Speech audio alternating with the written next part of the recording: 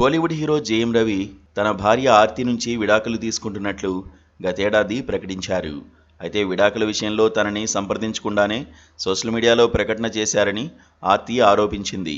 ఈ క్రమంలో వీరిద్దరూ డివోర్స్ కోసం కోర్టుకు వెళ్లారు.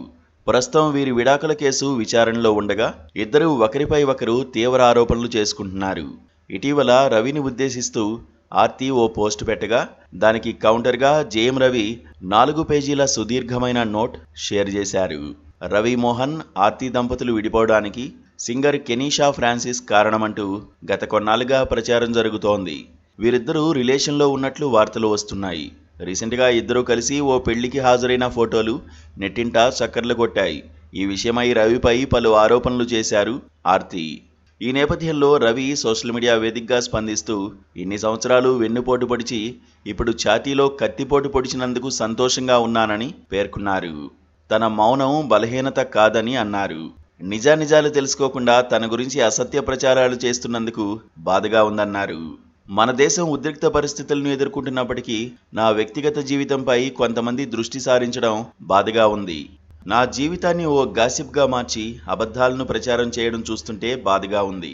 నా మౌనం బలహీనత కాదు, కానీ నా ప్రయాణం, నా జీవితంలో పడిన కష్టాల గురించి తెలియని వాళ్ళు కూడా నన్ను శంకిస్తున్నారు కాబట్టి నేను మాట్లాడాల్సి వస్తోందని జేఎం రవి అన్నారు.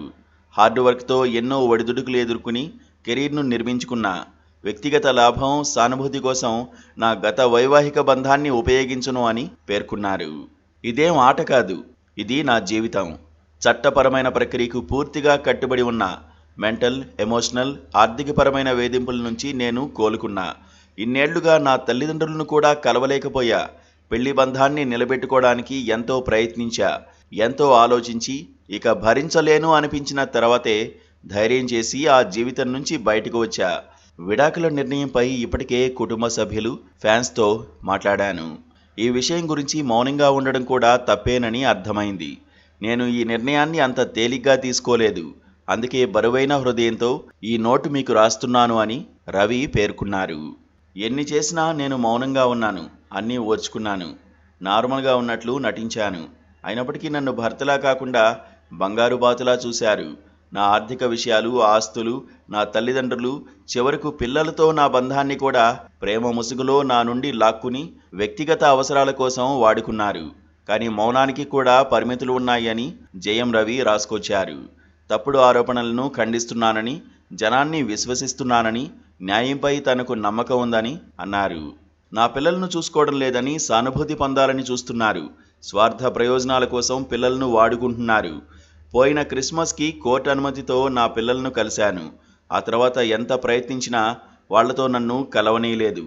పిల్లల చుట్టూ బౌన్సర్లను ఏర్పాటు చేశారు. అలాంటిది ఇప్పుడు మీరు మాత్రం తండ్రిగా నా పాత్రను ప్రశ్నిస్తున్నారా? నా పిల్లలు ఎప్పుడూ క్షేమంగా ఉండాలని దేవుణ్ణి కోరుకుంటున్నాను. భార్య, కుటుంబం కోసం అన్ని విధాలుగా సపోర్ట్ చేశాను. ఎన్నో క్లిష్ట పరిస్థితులు ఎదురైన తర్వాత విడిపోవాలని నిర్ణయించుకున్నా. నా పిల్లల కోసమే నేను జీవిస్తున్నాను అంటూ జేఎం రవి ఎమోషనల్గా రాశారు. Please